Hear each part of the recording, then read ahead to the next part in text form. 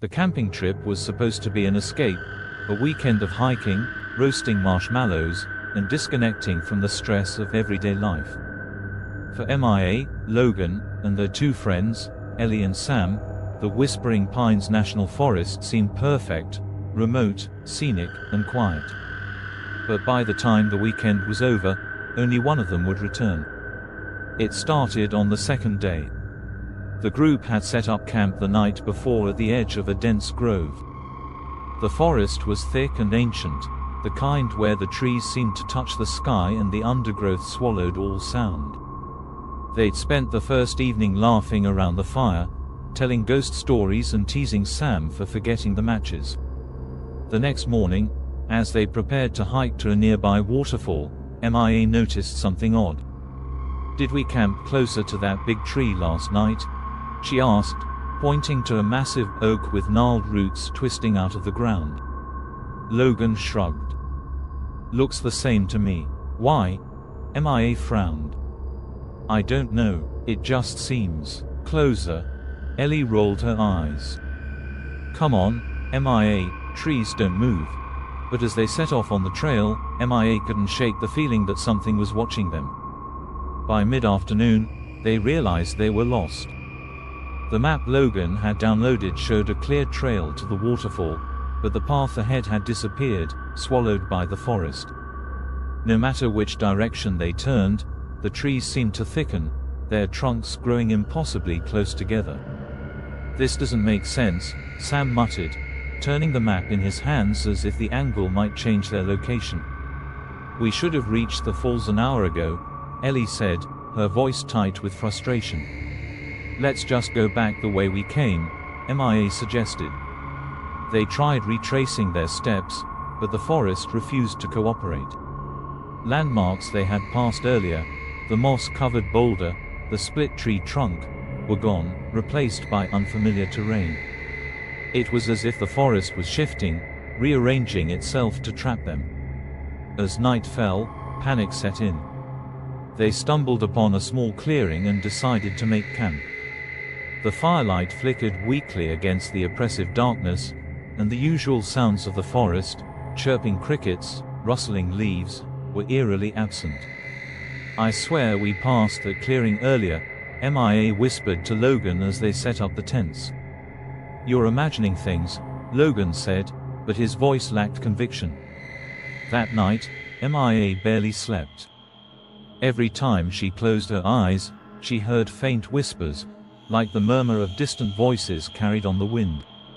She told herself it was just the trees creaking in the breeze.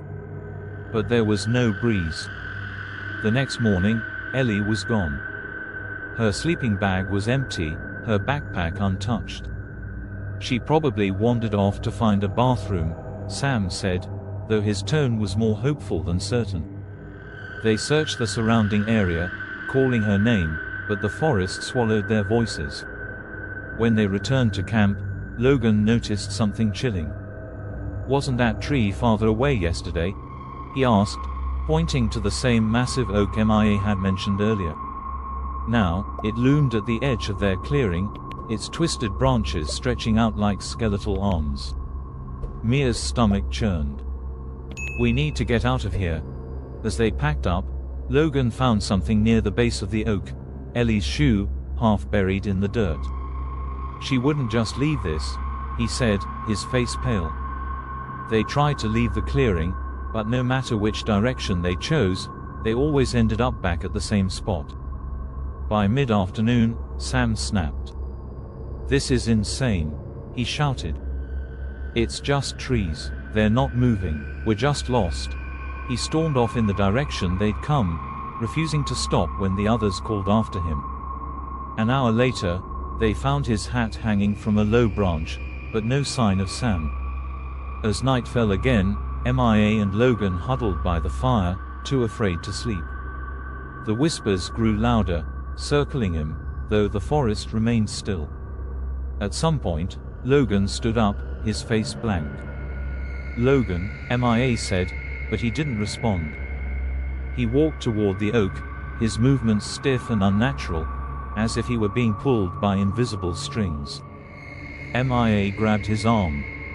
"Stop." Logan turned to her, his eyes glassy. "It wants us to stay," he said in a voice that wasn't his own. Then he wrenched free and walked straight into the darkness. By dawn, MIA was alone. The fire had burned out, and the forest was silent.